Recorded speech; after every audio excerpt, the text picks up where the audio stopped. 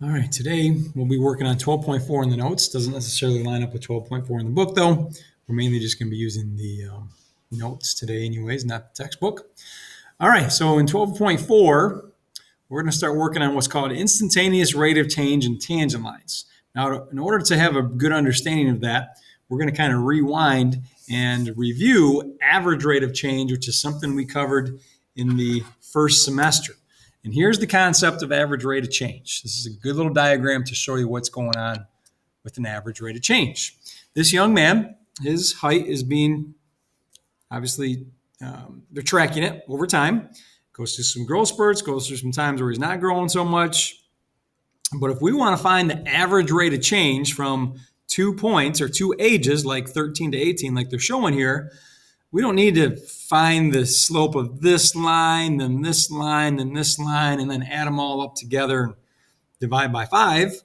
The shortcut is defines the slope of what's called the secant line.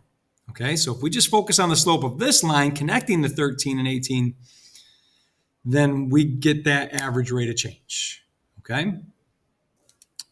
And then that's going to lead us into the next concept, which is called instantaneous rate of change, which kind of seems impossible.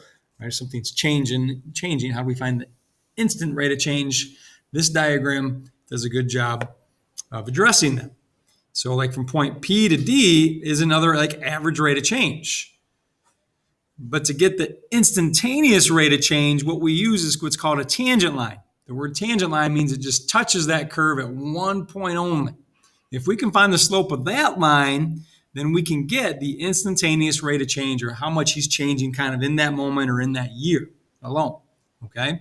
And we're going to have to use limits to do this, because what's going to happen is we're going to take these secant lines and they're going to get closer and closer and closer to the tangent line. We're going to use that to our advantage. I'll show you in a moment. Okay?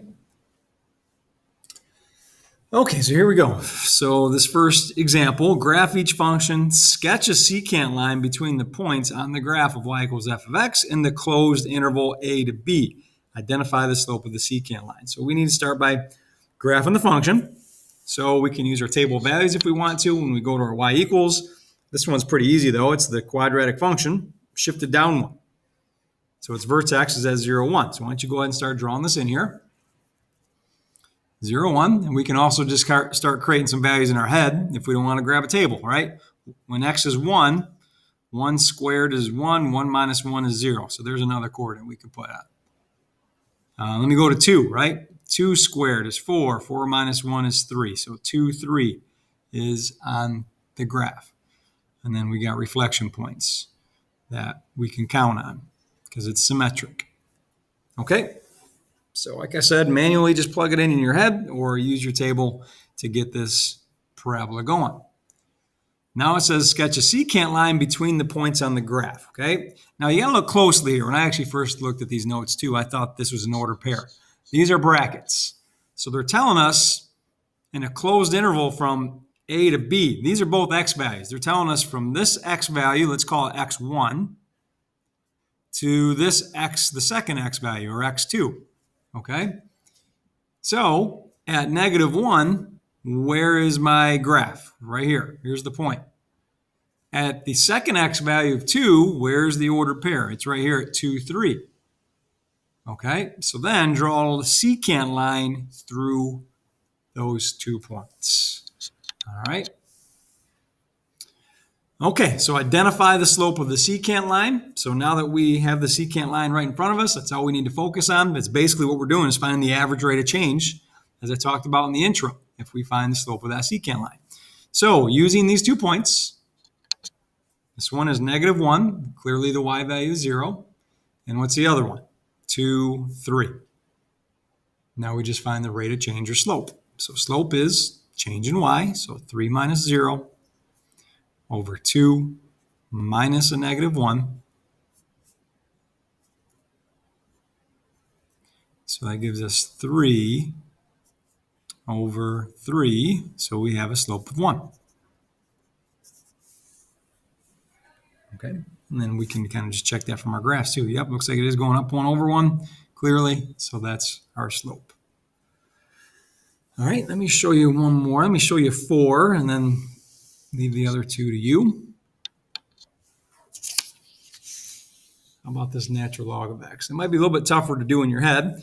The closed interval, again, this is not a coordinate 1, 2. This is two x values because they're giving us interval notation from an x value of 1 to another x value of 2. Again, we call that the first x and the second x, or x1, x2. Okay, so get a graph going for a natural log of x. I mean, maybe you can do this if you remember your properties of logarithms. So for example, when x is 1, what do we get for y? So y equals the natural log of 1. Natural log means that the base is e. So we're saying e to the what power gives me 1. If you remember how to convert logs to exponential form. If you don't, we'll use the table here in just a moment, but there's just another way you could do it. Anything raised to the 0 power is 1. So that's the coordinate. When x is 1, y is 0. Okay? And then I could do that as well with 2. But here's the graph. Let me get that set up for us. So if I go to y equals, throw in ln of x, get my table set up. If it's in decimals here, change it back to 1 and start somewhere around some integer, around 0, and then go ahead and go to our table and we can get ordered pairs right away. All right, so 1, 0, as I just talked about. What's another coordinate? 2.7. Another one looks like it's 3 and just above 1, or 1.1. That should be enough, and then let's just kind of peek at the graph to remember what these natural log functions look like. There's an asymptote right here. It's running right along the negative y-axis. So our graph is doing this.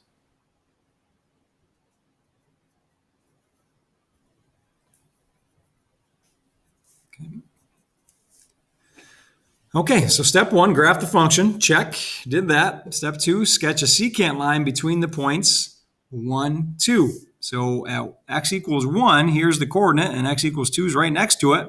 The secant line is running right through here. Okay, so they're just asking us now to just basically find the slope of that line. Not the curved line, the secant line. So just jot down those coordinates. So using 1, 0, and the other coordinate, remember this is my second x value, so that's 2. What's y? I think it was around 0.7 in my graphing calculator. Just check the table again. But yeah, it's about 0.69 or 0.7. So 2.7. And now I can find the slope. Okay. So m equals change in y over change of x. So we get 0.7 on top over 1, or just 0.7 is the slope of that secant line. Okay. So 2 and 3 will be part of your assignment. There's 2 good examples for you to use as a reference. All right, so for average rate of change, here's the formula that you'll be given on any assessment. And we used in chapter 1 this year. F of x minus f of a all over x minus a.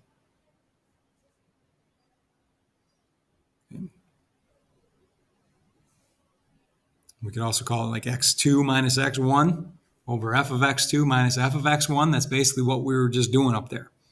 There's 2 different x values that are given to us, and we had to go find them. We were given x and a. We were given -1 and 2. We had to go find y by plugging it into the function or looking at the graph, and then we can figure that out. Okay? So I guess I'll demonstrate the tougher one down here on these. So let's go through 6. For 6, they just don't give you the graph now. We could graph it and do it that way, but again, they're giving us an interval of x values. This is not a coordinate. So label this above here. This is x1, and this is x2. Okay, so why don't we just start building the coordinates right now? So for one coordinate, my x value is 1. We don't know what y is yet, but we will. And for x2, we get e squared. Remember, e squared is just an irrational number like pi. I think in the calculator it's 2.78. So we can square that, get a decimal form. I'm leaving it as e squared right now. Okay, so that's why they gave us this notation here. In order to find the average rate of change, we need to plug in these x and a values, these two x values, into the function to get y. Once we have y, we can get the average rate of change, okay, without even looking at the graph. All right, so what's f of 1? F of 1 would be the natural log of 1. If you're good with logs, you don't even need to pick up your calculator to figure this out, okay? Because we can convert this to exponential form, and you just set this to a variable, and then we say e to the what gives me 1. So e to the x equals 1. E to the 0 is 1. Okay, so this answer is 0. Okay, now there's a natural log button here, so you don't have to freak out about that. All those properties I just reviewed that have been a while. Natural log of 1 is confirmed right here. It's 0. Okay, so what's the other x value plugged in? F of e squared, the natural log of e squared. It's going to be 2. E to the what power gives me e squared. The bases are equal, and you can set the exponents equal to each other, or natural log e to the x buttons along the left-hand side of these calculators, and I can punch that in to also get my answer of 2. Okay. Okay, so coordinates are set. So the f of x and f of a is kind of already taken care of. We just did that. And now we're just finding the slope. So the slope, or if you want to do ROC for rate of change, fine. So ROC is equal to 2 minus 0 over e squared minus 1. Now they may, if this is multiple choice, they may leave it in this exact form. So that would be okay. Or maybe they'll approximate it in decimal form. So that would be a good thing just to have both when you're working through these. So 2 divided by quantity e squared minus 1. And we get the decimal form to be about 0.313. I'm out of space here, but 0.313 is the other decimal approximation. Okay. All right, once you try number 5, I'll give you some feedback on that, then we'll move on to instantaneous rate of change.